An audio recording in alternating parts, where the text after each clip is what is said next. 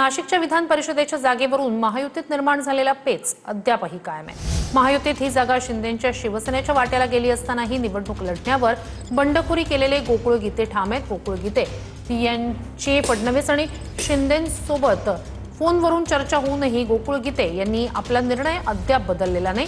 त्यामुळे उपमुख्यमंत्री शिंदे यांनी संध्याकाळी 7 वाजता शिवसेना मंत्र्यांची बैठक बोलावली। शिंदेंच्या नंदनवन निवासस्थानी ही बैठक होणार आहे। बैठकीत नाशिकच्या जागेबद्दल चर्चा होण्याची शक्यता आहे। तर विधान परिषद निवडणुकीआधी नांदेडमध्ये महायुतीत तणाव पाहायला मिळतोय। या निवडणुकीत भाग घेतला नाही। शिवसेना आमदार हेमंत पाटील यांनी हे वक्तव्य केलंय। कोळशाच्या दलालीत हात काळे करू इच्छित नाही असं वक्तव्यही हेमंत पाटील यांनी केलंय। नांदेडमध्ये अमर राजूरकर हे विधान परिषदेचे भाजपचे उमेदवार आहेत। भाऊ, आपण सोबत आहात की नाहीये? म्हणजे महायुतीमध्ये तुम्ही कुठे दिसत नाहीये या सगळ्या निवडणुकीमध्ये?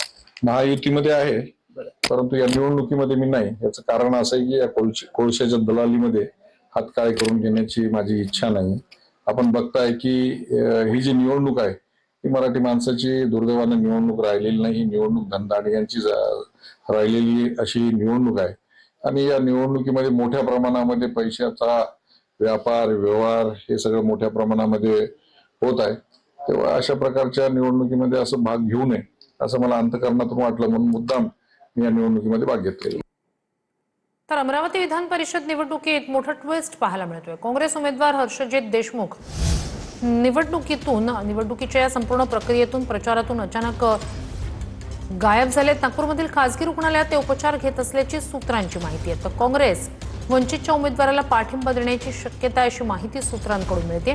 काँग्रेस आणि वंचितच्या वरिष्ठ नेत्यांमध्ये या संदर्भात बोलणी सुरू असल्याचं कळतंय।